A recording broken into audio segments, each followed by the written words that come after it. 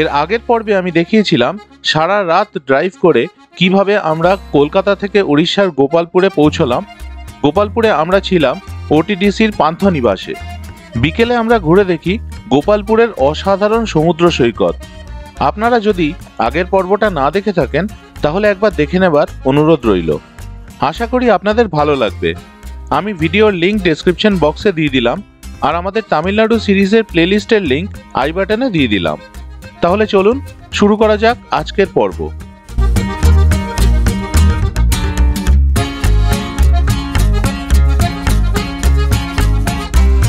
Good morning.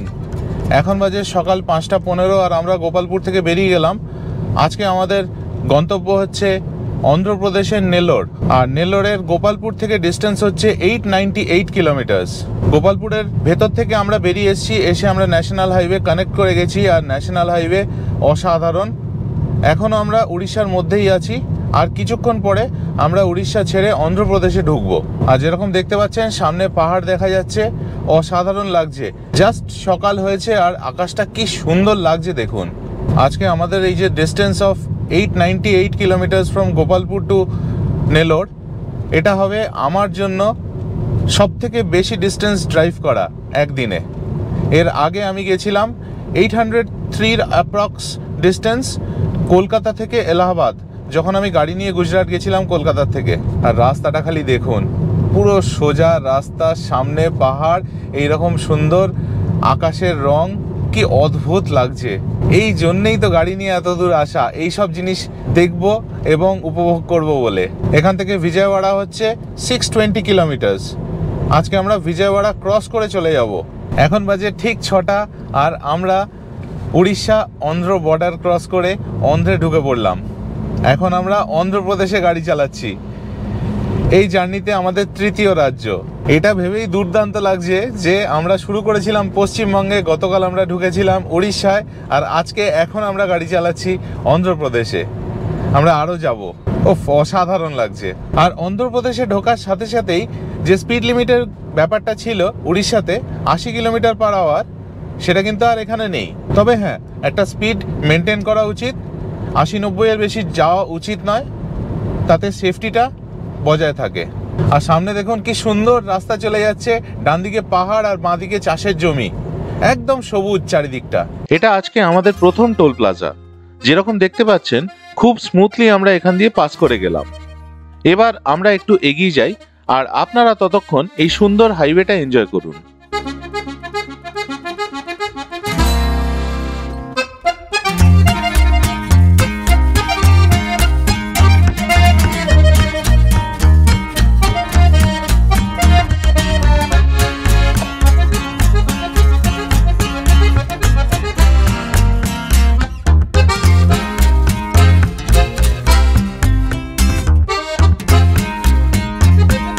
আমরা এখন বিশাখাপত্তনম থেকে 109 কিলোমিটার দূরে আছি, আর শ্রীকাকুলামের পাশ দিয়ে যাচ্ছি। এখান থেকে শ্রীকাকুলাম আর 5 কিলোমিটার। আর রাস্তা অসাধারণ, তুখোর রাস্তা। যারা গাড়ি চালাতে ভালোবাসেন তারা প্লিজ একবার এই রাস্তায় আসবেন। যারা এসেছেন, ড্রাইভ করেছেন, তাদেরকে তো আমার নতুন করে কিছু বলার নেই, জানেন তারা। কিন্তু যারা আসেননি, অবশ্যই একবার এই রাস্তায় আসবেন নিজের গাড়ি নিয়ে। আর এই দেখুন আমরা এই ফ্লাইওভারের ওপর দিয়ে বেরিয়ে যাচ্ছি, আর দূরে যে শহরটা দেখা যাচ্ছে ওটাই হচ্ছে শ্রীকাকুলাম শহর। দূরে দেখুন সারি সারি বাড়ি দেখা যাচ্ছে সাদা রঙের, ওটা হচ্ছে শ্রীকাকুলাম শহর। আমরা শ্রীকাকুলাম শহরকে বাইপাস করে ভাইজ্যাগের দিকে এগিয়ে যাচ্ছি এই অসাধারণ রাস্তা দিয়ে। এই রাস্তাটাকে রাস্তা না বলে রানওয়ে বললেও বোধহয় খুব একটা ভুল হবে না। এই রকম রাস্তায় চালিয়ে বুঝতে পারছি যে আমাদের ট্রেনে আসা ক্যান্সেল করে গাড়ি নিয়ে আসার সিদ্ধান্ত একেবারে সঠিক। কিলোমিটারের পর কিলোমিটার ড্রাইভ করে যাচ্ছি জাস্ট এইরকম রাস্তা, এরকম অসাধারণ রাস্তা। এতদিন শুধু ভিডিওতে দেখতাম অন্যান্য দেশের হাইওয়ে যেগুলো আছে সেগুলো কত উন্নত মানের, আর আজকে এই রাস্তায় চালিয়ে একই রকম ফিলিং হচ্ছে। কি অসাধারণ রাস্তা, কিলোমিটারের পর কিলোমিটার যাচ্ছি, একই রকম কন্ডিশন রাস্তার। আর 3x3 রাস্তা, তারও পাশে আবার সার্ভিস লেন রয়েছে দুপাশে। কি অদ্ভুত সুন্দর রাস্তা করেছে। আমার জীবনের যতগুলো বেস্ট হাইওয়েতে আমি গাড়ি চালিয়েছি তার মধ্যে এই রাস্তাটা অন্যতম। আমরা এখন এই হাইওয়ে দিয়ে সোজা চলে যাচ্ছি। বাঁদিকে একটা রাস্তা নেমে গেল, ভাইজ্যাকের দিকে বেরিয়ে গেল রাস্তাটা, আর আমরা বিজয়ওয়াড়ার দিকে চলে যাচ্ছি। এখান থেকে ভাইজ্যাক যেটা বাঁদিকে চলে গেল, সেই রাস্তাটা দিয়ে 23 কিলোমিটার গেলে ভাইজ্যাক পৌঁছানো যাবে। আর আমরা এখন এগিয়ে যাচ্ছি বিজয়ওয়াড়ার দিকে। উপরে আকাশটা খালি দেখুন, কীরকম নীল আকাশ আর তার উপর সাদা সাদা মেঘ, কি অদ্ভুত সুন্দর লাগছে। আর রাস্তা তো সকালে বেরোনোর পর যেরকম পেয়েছিলাম ঠিক সেই রকম রাস্তা এখনও চলছে। রাস্তায় কোনো গর্ত নেই, কোনো ডাইভারশন নেই, অসাধারণ রাস্তা। আর প্রাকৃতিক সৌন্দর্যের ব্যাপারে আপনাদের কি বলবো, রাস্তাটার চারিপাশে পাহাড়ের রেঞ্জে ঘেরা, অসাধারণ।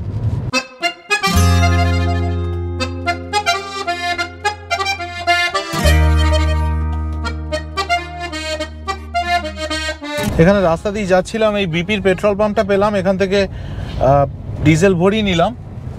এবার এগিয়ে যাই, ফুল ট্যাঙ্ক করে নিলাম। কিন্তু একটা প্রবলেম হচ্ছে, এখানে কোথাও ভালো খাওয়ার জায়গা পাচ্ছি না, ভালো রেস্টুরেন্ট পাচ্ছি না। এখানে একটা দেখলাম পাঞ্জাবি ধাবা লেখা ছিল, কিন্তু গিয়ে ঠিক ভক্তি হলো না, কীরকম একটু শ্যাবি শ্যাবি দেখতে, ওই জন্য আর গেলাম না, বেরিয়ে এলাম। দেখি সামনে যদি কোনো ভালো রেস্টুরেন্ট পাই, কোনো ভালো ধাবা পাই, দাঁড়াবো। রাস্তা দিয়ে যেতে যেতে ফাইনালি আমরা একটা ভালো হোটেল পেলাম, প্রচুর গাড়ি দাঁড়িয়ে রয়েছে। এইখানে আমরা ব্রেকফাস্টটা করে নেব। এখানে দেখছি মাল্টি কুইজিন রেস্টুরেন্ট রয়েছে। এখন বাজে ঠিক 10টা, আর আমরা কপাল ভালো হাইওয়ের একদম ধারেই এরকম একটা সুন্দর জায়গা পেয়ে গেছি, যেখানে আমরা ব্রেকফাস্টটা করে নেব। আমরা অর্ডার দিয়েছি 2টো মশালা ধোসা আর একটা প্লেন ধোসা। সেগুলো এখনো বানানো হচ্ছে, তবে তার আগে ধোসার সাথে খাওয়ার জিনিসগুলো চলে এসেছে। এটা হলো প্লেন ধোসা, আর এই 2টো মশালা ধোসা। এই রকম মশালা ধোসা বিশ্বাস করুন এর আগে কখনো খাইনি। আর এই মশালা ধোসার মধ্যে পুরো ঠাসা তরকারি দিয়েছে, অদ্ভুত টেস্ট, দুর্দান্ত খেতে। এখন বাজে 10:40, আর এবার আমরা রওনা হব এখান থেকে। এখানে আমরা ব্রেকফাস্ট করে নিলাম, যা খাবার নিয়েছিলাম তার সাথে আমরা আরও 2টো কফি আর একটা লস্যি নিয়েছিলাম। আমাদের টোটাল বিল হলো 438 রুপিস।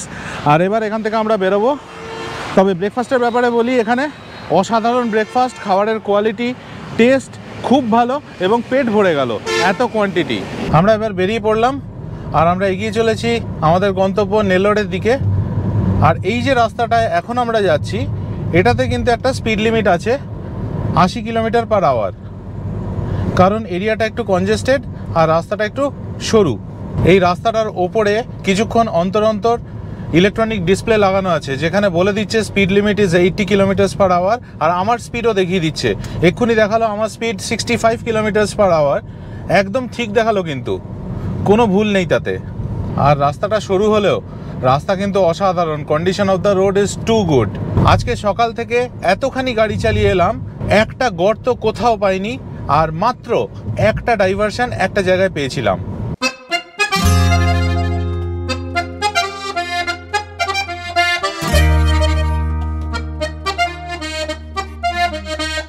বিজয়ওয়াড়া থেকে আমরা এখন 169 কিলোমিটার দূরে আছি। আর এখন বাইরের টেম্পারেচার কিন্তু বেশ গরম, 32 ডিগ্রি সেন্টিগ্রেড টেম্পারেচার দেখাচ্ছে। কিন্তু উপরে মেঘটা দেখুন, আমার যতদূর মনে হয় বৃষ্টি হবে খুব তাড়াতাড়ি, পুরো কালো মেঘ করেছে সামনে। আর একটু আসতেই জোরে বৃষ্টি শুরু হয়ে গেল। আবার এই জায়গাটায় কোনো বৃষ্টি নেই, অদ্ভুত, কিছু জায়গায় মেঘটা আছে, কিছু জায়গায় নেই। যাই হোক, যে ব্যাপারটা এখন হলো, এখান থেকে 2টো রাস্তা দেখাচ্ছিল বিজয়ওয়াড়া, 161 কিলোমিটার একটা, আর আরেকটা হচ্ছে 198 কিলোমিটার। তো আমরা ভুল করে 198 কিলোমিটার্সের রাস্তাটায় ঢুকে পড়েছিলাম, মানে যেটা লঙ্গার রুট। তো কিছুটা যাওয়ার পরে আবার ওখান থেকে ইউটার্ন নিয়ে এসে এখন এই রাস্তাটায় ঢুকলাম, যেটা 161 কিলোমিটার দেখাচ্ছে। তো রাস্তাটা ভালো, কিন্তু একটু প্যাচেস আছে। আমরা এখন একটা ব্রিজ পেরোচ্ছি, বিরাট লম্বা ব্রিজ, গোদাবরী নদী পেরোচ্ছি, দেখুন বিশাল লম্বা ব্রিজ। আর কি সুন্দর দৃশ্যটা দেখুন, ওপরে মেঘটা দেখুন, আর সামনে এই রকম লম্বা ব্রিজ, আর এপাশে হচ্ছে গোদাবরী নদী। এখানে যেরকম দেখতে পাচ্ছেন 2টো ব্রিজ আছে, একটা হচ্ছে যাওয়ার, একটা আসার। এখানে আমরা যখন উঠলাম লেখা ছিল 4th bridge on Godavari river, তার মানে এটা 4 নম্বর ব্রিজ। আরও অনেকগুলো ব্রিজ আছে। আর ওই পাশে দূরে দেখুন আরেকটা ব্রিজ দেখা যাচ্ছে। আবার জোরে বৃষ্টি শুরু হয়ে গেছে। এই মেঘটা ভালোই করেছে, মনে হয় আরও বৃষ্টি হবে, মানে আমরা যত এগোবো রাস্তায় তত বৃষ্টি বাড়বে। এখন আমরা ব্রিজের ওপরে আছি, খানিকটা এগিয়েছি, তখন আপনাদের দেখালাম নদীতে জল নেই, বালি ছিল শুধু। কিন্তু এই দেখুন, আবার একটু এগোতেই নদীতে বিশাল পরিমাণে জল দেখতে পাচ্ছি, প্রচুর জল এই পাশটায়। আমার মনে হয় নদীটা ওই পাশ দিয়ে ফ্লো না করে এদিক দিয়ে ফ্লো করছে, ওই জন্য এই দিকটায় জল আছে, ওদিকটায় বালি পুরো। আমরা যে রাস্তাটায় ঢুকেছিলাম সেটা প্রথমে দেখে মনে হচ্ছিল একটু সরু রাস্তা, খুব একটা ভালো কোয়ালিটির হবে না, তারপরেই এলো একটা টোল প্লাজা, আর সেটা পার করতেই দেখুন রাস্তা কীরকম হয়ে গেল। আর সামনে মেঘটা যতবার দেখছি না কি অসাধারণ লাগছে, কালো শেড কত ধরনের হয় একটা মেঘের মধ্যে, মেঘটাকে দেখলে বোঝা যাচ্ছে। দক্ষিণ ভারতের রাস্তা নিয়ে কিন্তু কোনো কথা হবে না, আজকে যা যা রাস্তা দেখলাম, ওফ, মাইন্ড ব্লোয়িং। চূড়ান্তভাবে এনজয় করছি আমরা সকলে। আর সত্যি ট্রেন ক্যান্সেল করে নিজেদের গাড়ি নিয়ে আসা একদম পুরোপুরি সার্থক হয়েছে, কারণ যদি আমি গাড়ি নিয়ে এখানে না আসতাম এই রাস্তাগুলো কিন্তু মিস করে যেতাম, ট্রেনে এলে এই রাস্তাগুলো মিস করে যেতাম। আর এখানে নিজের গাড়ি চালানোর কিন্তু আলাদা একটা মজা। এবার সুপার স্পিডে বৃষ্টি শুরু হয়ে গেল, দেখুন অদ্ভুত অভিজ্ঞতা। এই রকম সুন্দর রাস্তা, তার মধ্যে এরকম জোরে বৃষ্টি শুরু হয়েছে, আর তার মধ্যে দিয়ে আমরা গাড়ি চালিয়ে এগিয়ে চলেছি।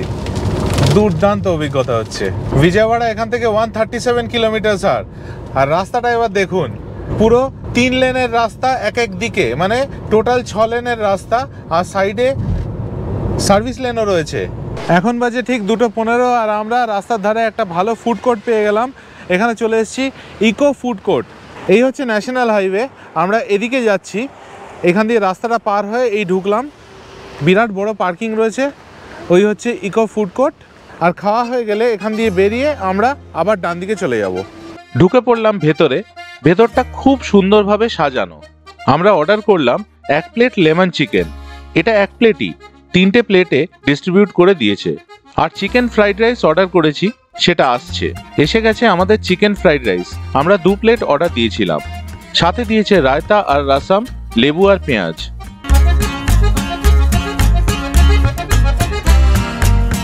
এখানে আমাদের লাঞ্চ হয়ে গেল। খাবারের কোয়ালিটি বেশ ভালো, টেস্টি, কিন্তু আমার মনে হয়েছে পরিমাণটা একটু কম দিয়েছে দামের সাথে তুলনা করলে। আমাদের এখানে বিল হলো 893 রুপিস। আর নেল্লোর পৌঁছতে আমাদের এখনও সময় লাগবে 6 ঘন্টার একটু বেশি, আর কিলোমিটার বাকি হচ্ছে 384।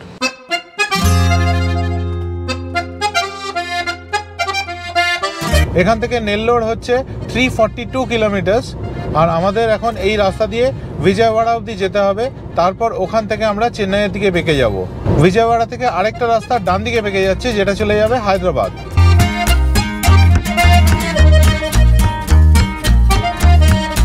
আজকে আমাদের গোপালপুর থেকে নেল্লোর আসতে টোটাল টোল দিতে হলো 1467 টাকা। আমরা এখন বিজয়ওয়াড়ার বাইরে আছি, আর এই রাস্তাটায় একটু জ্যাম আছে, ওই জন্য একটু লেট হচ্ছে।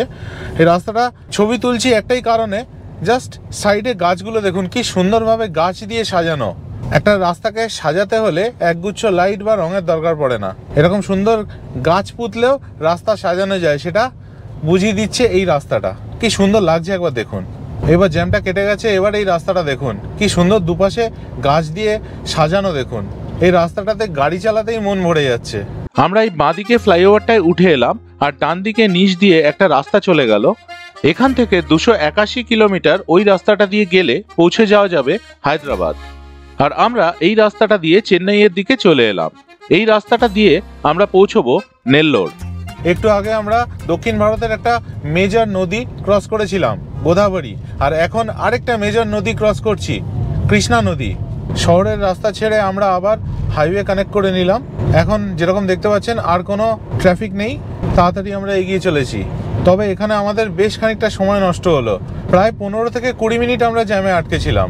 এরপর অন্ধকার হয়ে এলো, আর তার সাথে শুরু হলো সাংঘাতিক বৃষ্টি, তাই আমি আর কোনো ভিডিও করিনি। এখন বাজে 10:08 আর আমরা পৌঁছে গেছি নেল্লোর সিটিতে। আজকে আমরা উঠেছি হোটেল সিজনস ইনে। আমরা আমাদের রুমে চলে এসেছি, রুম নাম্বার হচ্ছে 4002।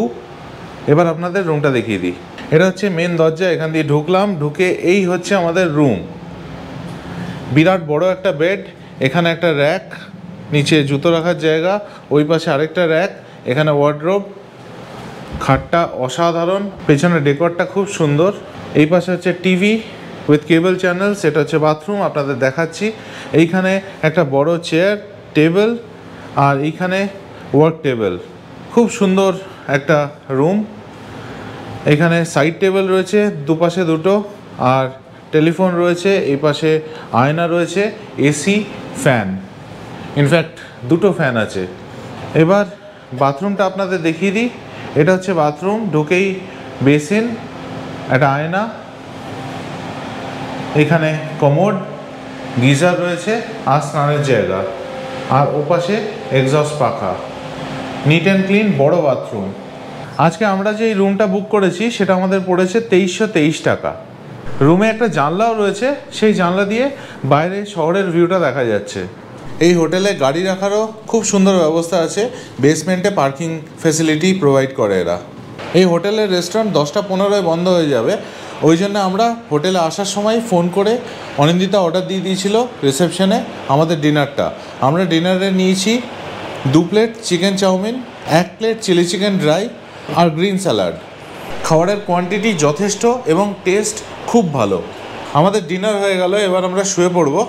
আর কালকে সকালে উঠে আমাদের অ্যাকচুয়াল ট্রিপ শুরু হবে, যেটা আমরা ঘুরতে যাব তামিলনাড়ুতে। কালকে আমরা তামিলনাড়ু এন্টার করব। আর আজকে ড্রাইভটার ব্যাপারে আপনাদের বলে দিই, ড্রাইভটা এক্সিলেন্ট ছিল। যেমন আগেই বলেছি, এটা আমার লংগেস্ট ড্রাইভ টিল ডেট।